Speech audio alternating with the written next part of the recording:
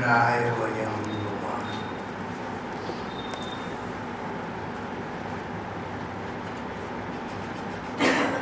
चित्रकेतु नाम के राजा थे। अपने समय में राजा चित्रकेतु लगभग पूरी पृथ्वी के अधिपति थे। प्रौढ़ावस्था में जाकर यज्ञ प्रसाद से अंततः एक संतान हुई। शैशव ही समाप्त हो गई। महाराज इस कष्ट को सहन न कर सके और जब नारद जी ने आकर उन्हें अध्यात्म ज्ञान का उपदेश किया, उनके ज्ञान चक्षु खुल गए। चित्रकेतु के पूर्व जन्मों के संस्कार भगवत भक्ति के थे। नारद जी जैसे प्रेमी संत का संग प्राप्त हुआ, शुभ संस्कार उदित हो गए। नारद जी के समझाने से चित्रकेतु ने भजन किया, तपस्या की, संसार से विरक्त हो गए और यहाँ तक कि भगवान को प्रसन्न कर दिया। भगवान से उनकी प्रियता का वरदान भी प्राप्त कर दिया।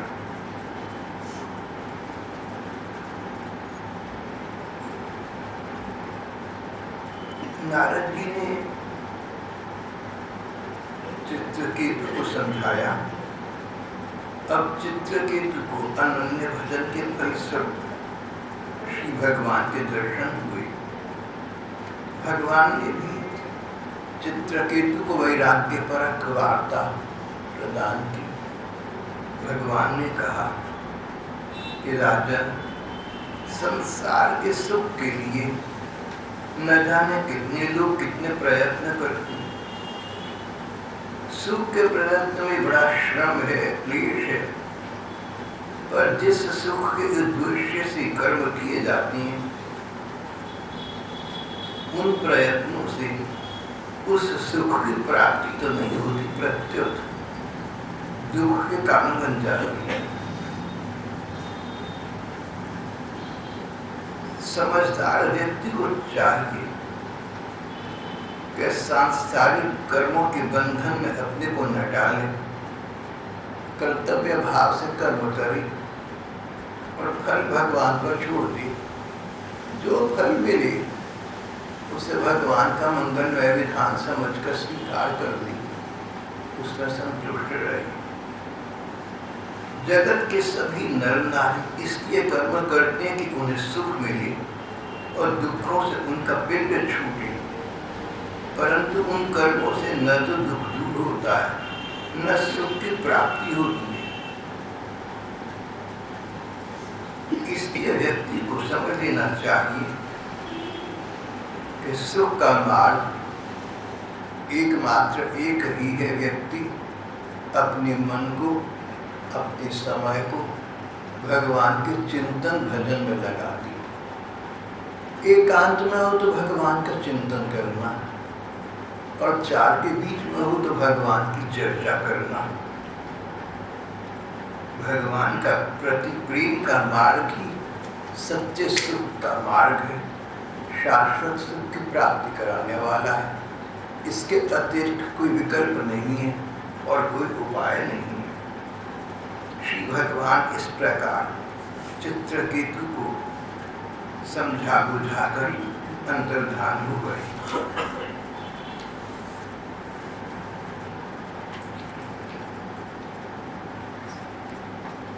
चित्रकेतु ने देखा कि भगवान अचानक अंतर्धान हो गए, तो जिस दिशा में भगवान अंतर्धान हुए थे, राजा चित्रकेतु ने उस दिशा को प्रणाम किया।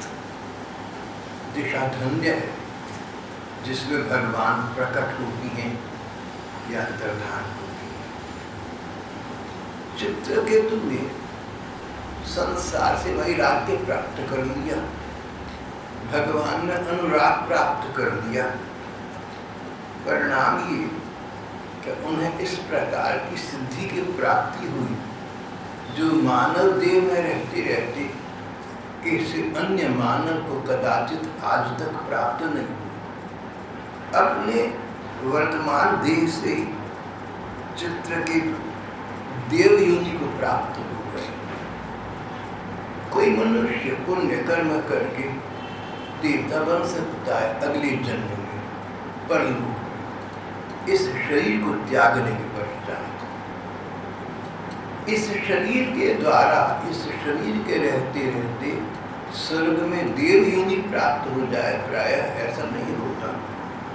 पर चित्रकेतु का भगवान के प्रति इतना भाव हो गया था कि तपस्या और तप के द्वारा, नाम जप और रूप के द्वारा, भगवत चिंतन और भगवत चर्चा के द्वारा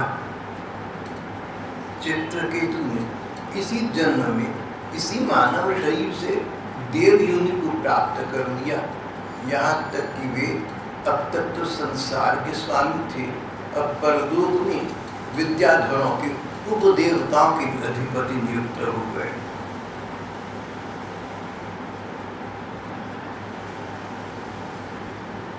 चित्रकेतु अब देव योनि को प्राप्त हो गए। वहां भी उन्हें एक प्रकार से उपदेवताओं का, विद्याधरों का राज प्राप्त हो गया। कहीं कहीं ऐसा कहती हैं कि व्यक्ति को संसार में, अपने जीवन में बहुत सतर्क रहना चाहिए, बहुत जागरूक रहना चाहिए। छोटी सी कोई कमी रह जाए तो जीवन को नष्ट भ्रष्ट विनष्ट कर देती है। अपने जीवन में, अपनी जानकारी में कोई न्यूनता न रहने देना, कोई कमी न रहने देना। कोई कमी पता लगे तो उसके निवारण का प्रयत्न करना। ऐसा न सोचना कि सभी गुण तो हैं, एक छोटी सी न्यूनता है सो कोई बात नहीं, मनुष्य है, न्यूनताएं होती हैं, मेरे में छोटी सी कमी है, नहीं नहीं, ये छोटी कमी तुम्हें बहुत गलत मार्ग पर ले जाएगी। ये छोटी सी कमी व्यक्ति को अवनति के मार्ग पर ले जाएगी, नरक की ओर भी ले जा सकती है। और कईयों का कहना है, विद्वानों का, बड़े बुजुर्गों का, गुरुजनों का कहना है कि यदि कोई नीच व्यक्ति किसी प्रकार उच्च पद को प्राप्त कर ले तो उसका स्तर उच्च नहीं हो जाता, पद भले ही उच्च हो गया, नीचता कहीं न कहीं बनी रहती है। लेकिन इसी प्रकार दूसरी बात भी सत्य संकल्प सत्य है, सो ये किसी का भगवान के प्रति यदि किंचित अनुराग हो गया, भगवान के प्रति नाम जप, रूप का ध्यान, पूजा पाठ, तब तपस्या में अभिरुचि हो गई और कोई कुकर्म जागृत हो जाए, कोई असत संस्कार जागृत हो जाए तो भगवान के प्रति भक्ति का एक भाव समाप्त नहीं होता। समय आने पर ये प्रस्फुटित हो ही उठता है। चित्रकेतु के जीवन की यही कहानी है। चित्रकेतु मानव योनि से देव योनि में आ गए थे। उन्हें सिद्धों की और महादेवताओं की बड़ी बड़ी सिद्धियां चमत्कार प्राप्त हो गए थे। आकाश मार्ग से विचरण करते थे, बड़े बड़े देवताओं के यानों में बैठकर, विमानों में बैठकर उड़ा फिरा करते। सभी स्वर्ग लोगों में उनकी अबाध गति थी, स्वच्छंद रूप से जहाँ तहाँ विचरण कर रहे थे। मन ही मन एक प्रकार का अभिमान उत्पन्न हो गया था, देखो मैं मनुष्य हूं तो क्या हुआ, मैं तो देव योनि को प्राप्त कर चुका।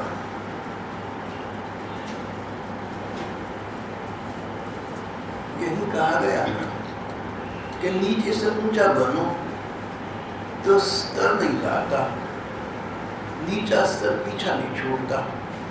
इसलिए अपने स्तर को भगवत स्मरण के द्वारा ऊंचे स्तर पर ले आना आत्महित में है, अपने भले में है। चित्रकेतु उच्च पद पर आसन्न हो गए थे। उच्च योनि को प्राप्त हो गए थे। एक बार एक तेजोमय विमान पर सवार हुए, कहीं जा रही थी। बीच में भगवान शंकर का कैलाश पर्वत पड़ा। भगवान शंकर कैलाश पर्वत पर पार्वती जी गोद में लिए, फिर ऐसे लगाई, सामने देवता ऋषि मुनि न जाने कितने सत्संगी बैठे थे, उनसे हरी चर्चा कर रही थी। ये देखकर चित्रकेतु विमान पर चढ़े चढ़े ही उनके पास गए। विमान से उतरी नहीं। देखिए शिव जी पार्वती जी सामने हूं और कोई विमान पर बैठा बैठा उनसे बात करे। आश्चर्य होता है, सोच करके विचार करके भी आश्चर्य होता है।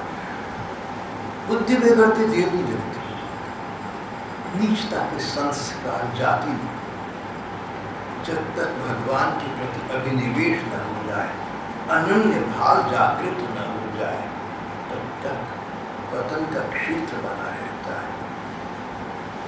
भगवान शंकर अपने स्वरूप में स्थित रहती हैं। भगवान शंकर को सांसारिकता से, अपनी पराई से, मिलन विछोड़ से, किसी भी बात से कुछ तो लेना देना नहीं। सब बातों से ऊपर है, ईश्वर है, महादेव है, ऊंचे उठे हुए।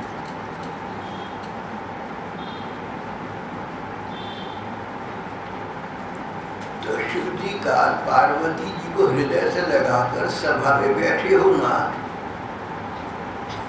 शिव जी की योग्यता।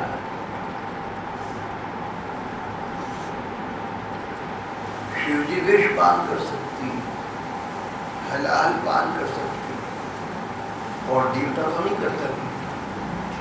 शिव जी तो साक्षात भगवान है, समर्थ है, जो करें सो सब न्याय है, सब उचित है। पर विद्याधरों का राजा बना हुआ चित्रकेतु इस तत्व को न समझ सका, उसकी बुद्धि आगे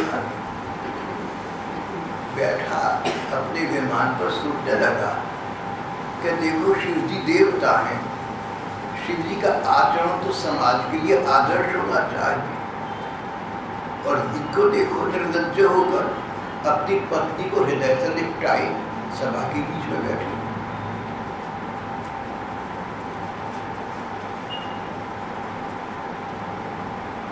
चित्रकेतु को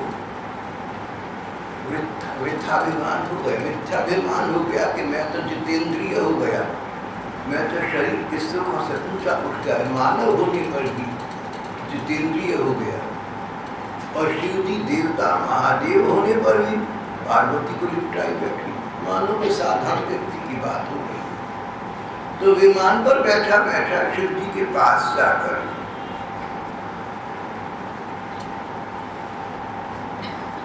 भगवती पार्वती को सुना कर अट्टहास करने लगा, खिलखिलाकर हंसने लगा, मजाक उड़ाकर हंसने लगा, खील उड़ाकर हंसने लगा। कहने लगा देखो तो सही, ये भगवान शंकर एष लोक गुरु साक्षात धर्मवत्ता शरीर नाम। देखो ये सारे जगत के शिक्षक हैं, गुरुदेव, सभी प्राणियों में श्रेष्ठ हैं, पर इनकी ये दुर्दशा की भरी सभा में अपनी पत्नी को शरीर से लिपटाए बैठे हैं। निर्लज्जता से गोद में पत्नी को लेकर बैठे। साधारण पुरुष भी एकांत में ही इस प्रकार का व्यवहार करते हैं, परंतु इतने बड़े ग्रंथारी होकर भी भरी सभा में इन्होंने मर्यादा को छेदन कर दिया है। राजा सुखदेव, दोबारा कहूँगा, मुनि सुखदेव जी राजा परीक्षित को भागवती कथाएं सुना रहे हैं। श्रीमद् भागवत के 6 स्कंध में कहते हैं, परीक्षित शिव जी की बुद्धि अगाध है। जैसे किसी बड़े बुजुर्ग के सामने कोई छोटा बच्चा बड़ी अकल किसी बात कर दे, अपने को वंदन समझकर बोले, तो बड़े बुजुर्ग हंस पड़ते हैं, कोई उत्तर नहीं देते। इस प्रकार शिव जी ने चित्रकेतु की बात तो सुना, बुरा नहीं माना, गंभीरता से नहीं लिया, क्रुद्ध नहीं हुए। शाप और वरदान देने में समर्थ शिव जी ने कुछ भी इस बात को गंभीरता से नहीं लिया। जैसे बच्चे की बात का क्या बुरा मानना, इस रवैये से शांत चुपचाप बैठी रही। जैसे पार्वती को पहले लिपटाई थी वैसे लिपटाई रही।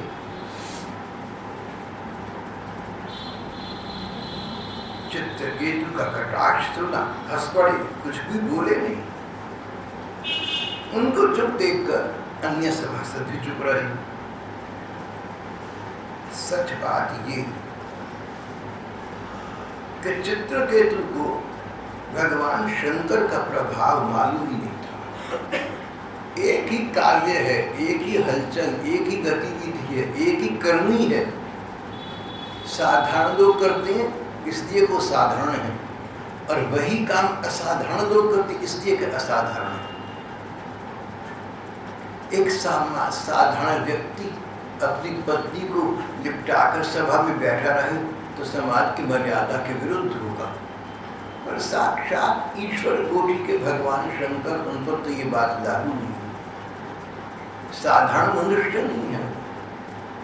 हमारी भांति उनका शरीर हाड़ मांस का पुतला नहीं है, रक्त मांस मज्जा से नहीं बना है। चित्रकेतु मानव योनि के रहते रहते देव योनि को प्राप्त कर गया था। विद्याधनों का राजा बन गया था। मन ही मन एक प्रकार का अभिमान आ गया था, और इस कटाक्ष पात में वो अभिमान स्पष्ट दिख रहा था। इसलिए चित्रकेतु भगवान शंकर का प्रभाव न मालूम होने के कारण कथाकार कहते हैं शिव जी के लिए बहुत कुछ बुरा भला बग रही थी। देखिए कथाकार ने क्या शब्द प्रयोग, बगना, बिना सोचे समझे मूर्खता की बदतहसी की बातें कर। कथाकार कहते हैं ब्रह्मानंद में निबद्ध, सदा सहज स्वरूप में स्थित, चतुर्युगी अकदर ज्योति स्तंभ परमोज्वल श्री सुखदेव जी महाराज ऐसी भाषा का प्रयोग कर रही है। शिव जी का तिरस्कार से नहीं हो पा रहा।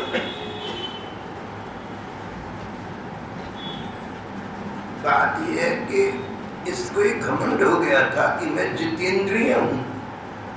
अब देखो पगला कहीं का, मैं तो जितेंद्रिय हूं, इंद्रियों पर मैंने तो जीत हासिल कर ली। शिव जी जितेंद्रिय नहीं है। ना समझी, विवेकहीनता, पशु बुद्धि।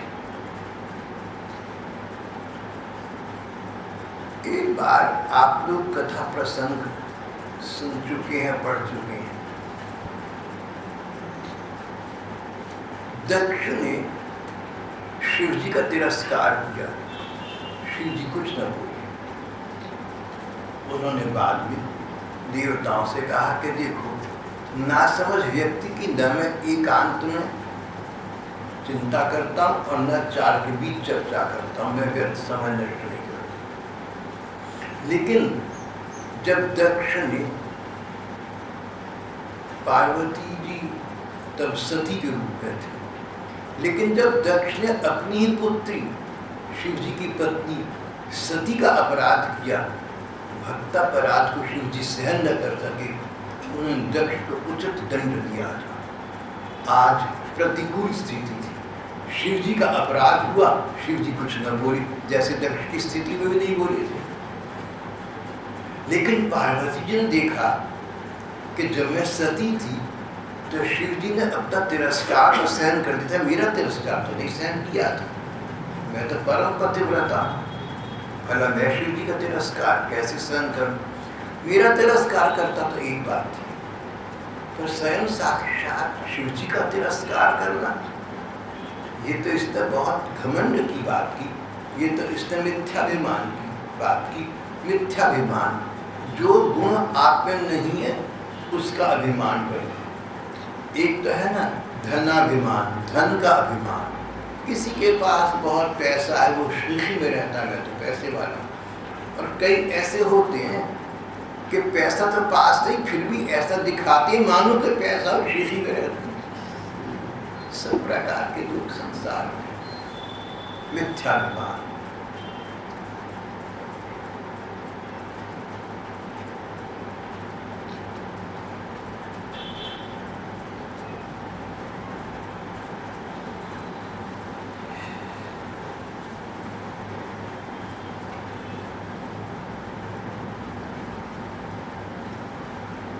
काल में एक चीनी यात्री दक्षिण भारत आया था। कहता है मैंने एक व्यक्ति को देखा जो अपने उदर पर, अपने पेट पर गठड़ी बांधकर और माथे पर मशाल जलाकर चल रहा था। कारण पूछा तो बोला कि देखो मेरे अंदर ज्ञान भरा पड़ा है, बस उसी से पेट उभर आया और मैं अंधकार में पड़े लोगों को प्रकाश देना चाहता हूँ, उसके माथे पर मशाल जलाई। जवाहरलाल नेहरू मजाक उड़ाते हुए कहते कि ऐसे ऐसे मिथ्याभिमानी होती है। ये तो हमारी युग की बात है। तो पार्वती जी ने देखा कि चित्रकेतु में मिथ्याभिमान हो गया है, उनको बहुत बुरा लगा।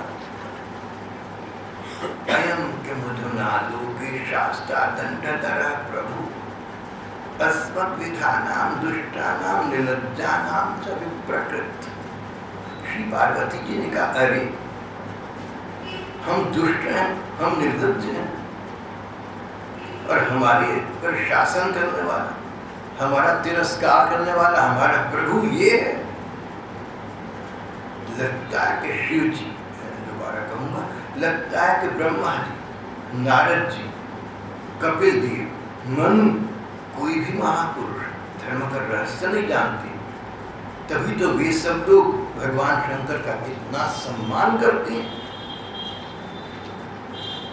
और ये झीठ, ये शिव जी पर शासन करना चाहता है, इसे बड़प्पन का घमंड है।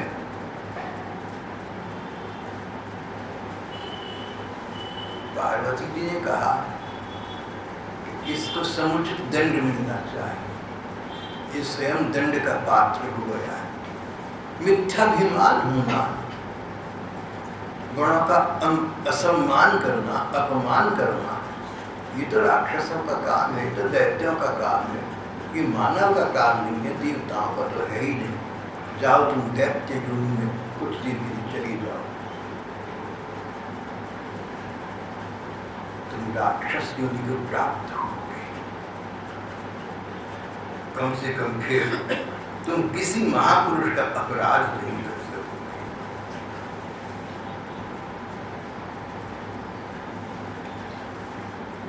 यथे भूयो मर्तान न करता पुत्र किल्बिषा।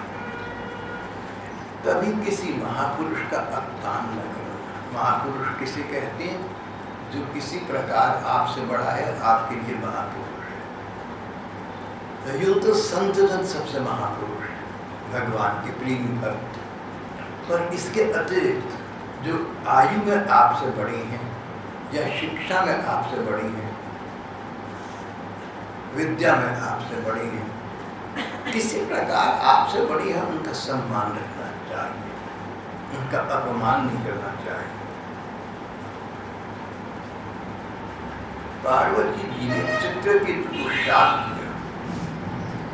अब चित्रकेतु को होश आई, बुखार उतर गया, नशा था अभिमान का, उतर गया। अब चित्रकेतु अपने विमान से नीचे उतरे, माता पार्वती के सामने आई, सिर झुकाकर उन्हें प्रणाम किया। बोले, मां, प्रसन्नता से अपने दोनों हाथ जोड़कर आपका शाप स्वीकार कर लो। आपने मुझे दैत्य योनि प्रदान की, मैं देव योनि में आ गया था, मानव था, पर देव योनि में आ गया, मुझे अहंकार हो गया। आपने मुझे दैत्य योनि में जाने का उचित श्राप दिया। सच बात ये कि देवता लोग मनुष्य के लिए जो कुछ कह देते हैं वह उनके प्रारब्ध के अनुसार मिलने वाले फल की पूर्व सूचना मात्र होती है। अब चित्रकेतु को दोबारा ज्ञान बोध हो गया, जो होना है सो तो होगा ही। मेरे भाग्य में था कि मैं दैत्य बनूं, मैं राक्षस बनूं, सो तो बनना था। आप निमित्त बन गए। आपका ये कहना कि जात तू दैत्य बन जा, राक्षस बन जा, राक्षस तो मैंने बनना ही था, उसकी एक चेतावनी है, पूर्व सूचना मात्र है, ये तो मेरे प्रारब्ध में था। चित्रकेतु देवयोनि को प्राप्त हो गया था। श्राप सुनकर अगर अपना विवेक खोए रखता तो पार्वती जी को श्राप भी दे सकता था, पर अब उसे होश आ गई। अब अपने विवेक में स्वरूप में स्थित हो गया था, भगवान का भजन किया था, उसका कुछ फल तो होता। तो बहुत जल्दी उसका ज्वर उतर गया। उसने पार्वती जी को दोनों हाथ जोड़कर प्रणाम किया और कहा कि मुझे दैत्य बनकर जो दुख मिलेगा या देव योनि में आकर जो अब सुख मिल रहा है, सुख हो या दुख हो, सुख को दुख को देने वाला कोई नहीं है, हमारा अपना कर्म है। सुखस्य दुखस्य न कोपि दाता, सुख या दुख तुम्हें देने वाला कोई नहीं है, तुम्हारे अपने पूर्व कर्म है।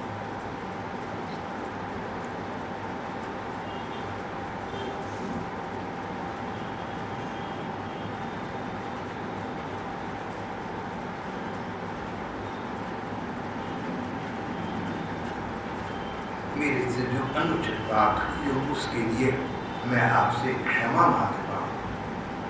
क्षमा मांगने का अर्थ ये नहीं कि मैं श्राप से मुक्त हो जाऊँ, पर आप महान हैं, मैंने क्षुद्रता दिखाई, उसके लिए मुझे दुख है, मैं खेद प्रकाश करता हूँ।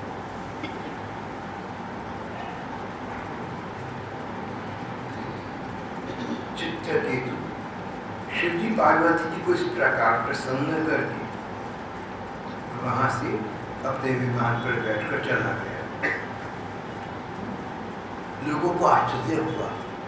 सोचा था जो व्यक्ति इतना विवेकहीन है कि भगवान शंकर की गरिमा को नहीं समझ सका, वो इतना विवेकहीन तो होगा कि शापाशाही पर उतारा है, लेकिन उसने ऐसा नहीं किया। क्षमा याचना, शाप को स्वीकार कर लिया। सब चकित रह गए। बात तो बढ़ाया, बात बिगड़ती हो ना उसको वही समाप्त कर दो, शापाशापी न करो, उत्तेजना के बदले में उत्तेजना मत करो। कोई क्रोध करे, तुम क्रोध में चार बातें और करो तो बात बढ़ जाएगी, बात को बढ़ाओ मत, बात को वही समाप्त कर दो। ये विवेक की बात है, ये समझ की बात है। चित्रकेतु अब समझ से काम लिया था। ये देखकर सब लोग चकित रह गए। भगवान शंकर ने कहा कि बात यह है कि चित्रकेतु से जो भी व्यवहार हुआ, कैसा भी रहा हो, पर ये सत्य तो है ना कि इसने भगवान का भक्ति भाव से भजन किया है, इसलिए इसकी बुद्धि ने विवेक से काम किया। यूँ तो व्यक्ति कहीं भी गिरता भी गिर सकता है, ये चाहता तो बदले में श्राप देता, इसने श्राप नहीं दिया। हाथ जोड़कर क्षमा मांग।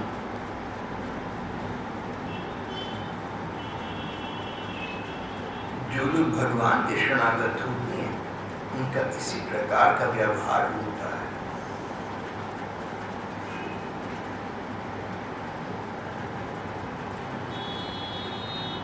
ये चित्रकेतु भगवान का सेवक है, भगवान का प्रिय है।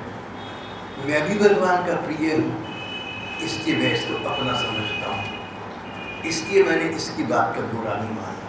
ये भी भगवान का भक्त, मैं भी भगवान का भक्त हूँ, तो गुरु भाई हो गए, तो एक जैसे हो गए।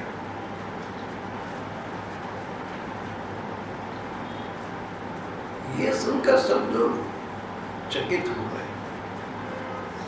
शाप और वरदान देने में भगवान, शाप और वरदान देने में समर्थ भगवान शंकर न बुरा लगा, न अप्रियता का ग्रास बनी, न कुछ विशेष समीक्षा, सरल सहज भाव से बोले, देखो बिगाड़ व्यक्ति से क्या नहीं करा सकता, नीच व्यक्ति नीचता को नहीं छोड़ता, साधु पुरुष साधुता को नहीं छोड़ते, और जो व्यक्ति नीचता पर उतर आए वो कुछ भी कह सकता है, कुछ भी कर सकता है, लेकिन इसने ऐसा नहीं किया। एक बार इसने कटाक्ष बाण तो छोड़ा, पर उसके बाद सतर्क हो गया, खेद प्रकाश किया, शापाशापी में नहीं पड़ा। कारण मिथ्याभिमानवश इसने ऐसा कर तो दिया, लेकिन भगवान के प्रति भक्ति भाव रहा था, वो भक्ति भाव इस समय इसके काम आया। भगवान का स्मरण करो, कोई ऐसा समय आ जाए कि तुम दुर्बल पड़ जाओ, तो भगवान का तुम्हारा पहले का किया भजन तुम्हारी सहायता करेगा। भगवान का भजन किया था, भजन काम आया। हाँ, शिव जी का अपमान किया था, भले ही शिव जी ने क्षमा कर दिया, पार्वती जी ने आगे बात को बढ़ाया नहीं, बात तो यही समाप्त कर दिया, पर अपराध तो हुआ था, जघन्य अपराध हुआ था, महापराध हुआ, बहुत बड़ा अपराध हुआ था। भगवान के भक्तों को सबसे बड़ा कष्ट क्या हो सकता है? कोई सांसारिक व्यक्ति हो, उसको कष्ट हो सकता है संतान को लेकर, संपदा संपत्ति को लेकर, सांसारिकता को लेकर। भगवत जनों को कष्ट बड़ी से बड़ा क्या हो सकता है? ये कि भगवान से नित्य मिलन में बाधा पड़ जाए। इसलिए हमारी धर्म ग्रंथ बार बार चेतावनी देती है, विशेषतः साधकों, साधु पुरुषों, भगवत जनों को। अगर देखो तुम भगवत पथ के पथिक हो ना, तो इस बात को बहुत सतर्कता से समझना, बहुत जागरूक हो इस बात पर, शास्त्र वाक्य पर ध्यान देना। कभी किसी भगवत भक्त का मन से भी अपमान मत कर बैठना। कारण तुम किसी का कोई अपराध बड़े से बड़ा कर दो, उसका दंड तो मिलेगा। क्या दंड मिलेगा? कभी किसी जन्म के अंदर कोई रोग लग गया, कहीं संतान से बिछो हो गया, कहीं पैसा पास न रहा, इत्यादि। लेकिन अगर तुम भगवत जन का, दोबारा कहूँगा, अगर हम भगवत जन का अपराध कर बैठे, तो इसका जो दंड मिलेगा वो ये कि भगवान से नित्य मिलन में बाधा पड़ जाएगी। जो प्रियतम अपनी प्रेयसी से मिलना चाहती है, जो प्रियतमा अपने प्रियतम से मिलना चाहती है, उसके लिए सबसे बड़ा कष्ट क्या हो सकता है?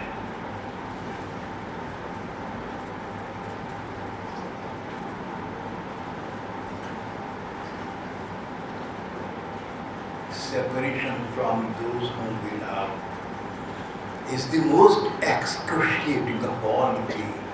सबसे बड़ा कष्ट संसार में है प्रिय व्यक्ति से बिछड़ जाना, जिसको दिल प्राण से चाहती है, प्राणपण से जिसको चाहती है।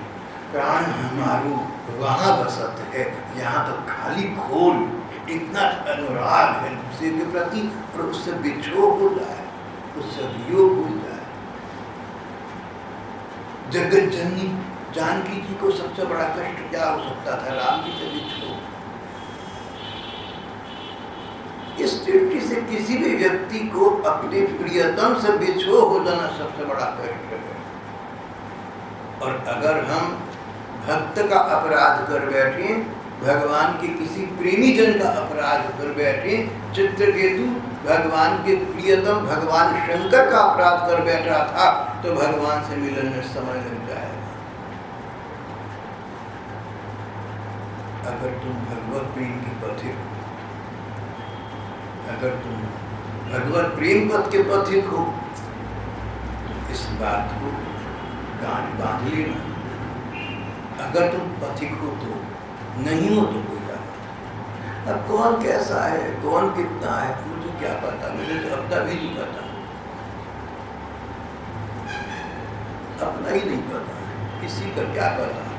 पर सिद्धांत के रूप में संतवाणी, शास्त्र वाक्य आपके सामने उद्धृत कर रहा हूं।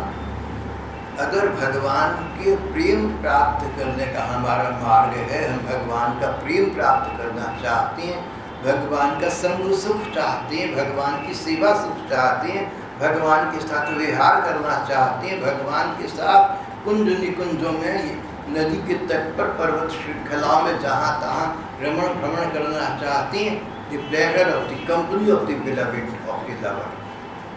अगर हम ये चाहते हैं तो सबसे बड़ा कष्ट तो यही हो सकता है कि इसमें विलंब होता है। चित्रकेतु भगवान कृष्ण को जल्दी से जल्दी सदा सदा के लिए मिल जाना चाहता था, पर अपने से कहीं अधिक ऊंचे भजनानंदी भक्त भगवान शंकर का अपराध कर बैठा, उसमें बाधा पड़ गई। इस चित्रकेतु को बाद में वृत्रासुर के रूप में दैत्य योनि में जन्म लेना पड़ा। अपराध किया था तो दैत्य बन गया, भगवान से विमुख हो गया, भगवान से विरहित हो गया, भगवान से वियुक्त हो गया, उनसे बिछुड़ गया बहुत देर के लिए। इससे बड़ा कष्ट और क्या हो सकता था। पर भगवान का भजन किया था, संतों का कृपा प्रसाद भी प्राप्त किया था, उसका सत्फल भी प्राप्त हुआ। और वो ये कि दैत्य होने पर, राक्षस बन जाने पर भी ये बात याद रही कि मैं ठाकुर का हूँ, और ये राक्षस योनि समाप्त हो जाए तो ठाकुर को पुनर्प्राप्त करूँगा। इसलिए वो अपनी मृत्यु का स्वागत कर रहा था। कब मरी हो, कब पाई हो पूर्ण परमात्मा। भगवत प्रेमी भक्तों की मृत्यु क्या, मृत्यु तो उनकी होती नहीं, उनका तो भगवान से नित्य मिलन हो जाता है। तभी तो जब ये चित्रकेतु असुर योनि को प्राप्त हुआ, वृत्र नाम का दैत्य बना, तो इसने युद्ध भूमि के अंदर आंखें मीच कर कहा था, हे श्री कृष्ण अजात पक्षा।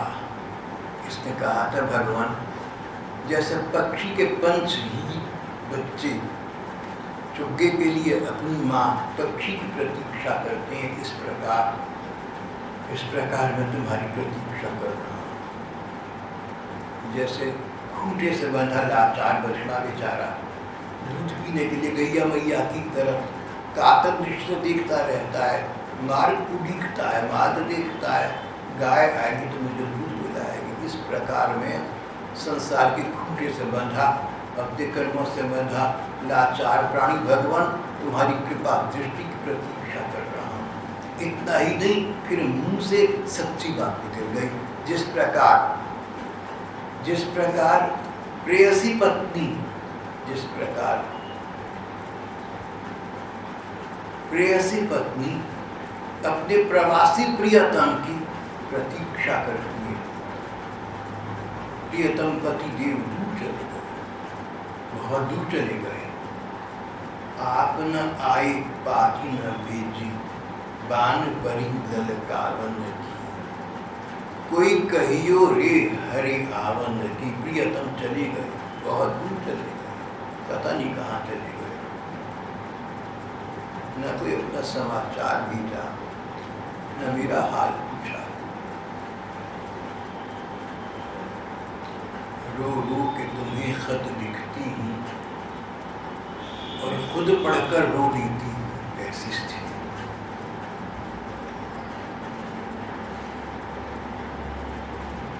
जिस प्रकार विरही पत्नी अपने प्रवासी प्रियतम की प्रतीक्षा सतत अनवरत प्रतिपल प्रतिक्षण करती रहती है, लाचार विवश असहाय होकर। उसी प्रकार इसने कहा, श्री कृष्ण मैं तुम्हारी प्रतीक्षा कर रहा हूं, तुम्हारी बाट जोड़ रहा हूं, तुम्हारा मार्ग देख रहा हूं। भगवान शंकर का अपराध किया, इसलिए श्री कृष्ण से नित्य मिलन में कितना विलंब हो गया। जो तुमसे अधिक भजनानंदी है उनका अपराध मत करना। ऐसा न सोचना कि भगवान शंकर का अपराध नहीं करेंगे, बड़े बड़े भक्तों का अपराध नहीं करेंगे। कोई भी व्यक्ति जो तुमसे अधिक भगवान में मन लगाता है, तुम्हारे लिए संत है, तुम्हारे लिए पूर्ण सम्मान का पात्र है। अगर हम अपने से बड़े किसी भजनानंदी का, जिसका मन भगवान में हमसे अधिक लगता हो, ऐसे का अपराध कर बैठे तो क्या होगा? उससे तो कोई अंतर न पड़ेगा, जैसे भगवान शंकर को कोई अंतर न पड़ा, किसी भक्त को अंतर ही पड़ेगा। पर प्रियतम श्री कृष्ण का साक्षात्कार जो चाहते हैं, जो भगवत दर्शन चाहते हैं, भगवान की नित्य संग सेवा चाहते हैं, उसमें विलंब हो गया, उनकी तो अपनी हानि हो गई। आत्महानि का ग्रास कभी न करना, अपनी हानि अपने हाथों में कर लेना, अपने पाप पर सर को मार लेना में क्या। ये मैंने आपसे बहुत पते की बात कही, भागवत में लिखी है, सब धर्म ग्रंथ कहते हैं, सब शास्त्र कहते हैं, सब रसिक जन सतर्क करते हैं। किसी भजनानंदी का तिरस्कार मन से भी मत करना, विचार से भी मत करना, शब्द में भी मत करना, नहीं तो प्रिय मिलन में, श्री कृष्ण मिलन में विलंब हो जाएगा।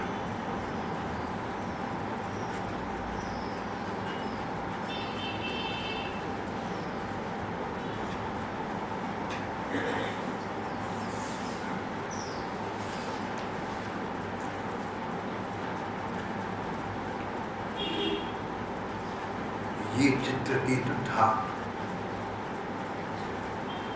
जो भजन किया था, इसलिए पूर्व जन्म याद रहा, श्री कृष्ण की प्रतीक्षा बनी रही। और भगवान के परम भक्त भगवान शंकर का अपराध किया था, इसलिए विलंब हो गया। कृष्ण मिलन में दैत्य योनि को प्राप्त हो गया। चित्रकेतु का नाम वृत्रासुर बना था। वृत्रासुर की कथा पहले आ चुकी है। प्रश्न था, वृत्रासुर तो भयंकर दैत्य था, भगवान ने उसकी इतनी प्रीति कैसे हो गई? उत्तर में बताया कि पहले चित्रकेतु नाम का राजा था, भजन करके देव योनि को प्राप्त हो गया, अभिमान में आकर भगवान शंकर का अपराध कर बैठा, पार्वती से अभिशप्त हो गया, भक्तापराध हुआ, इसलिए श्री कृष्ण मिलन में विलंब हो गया।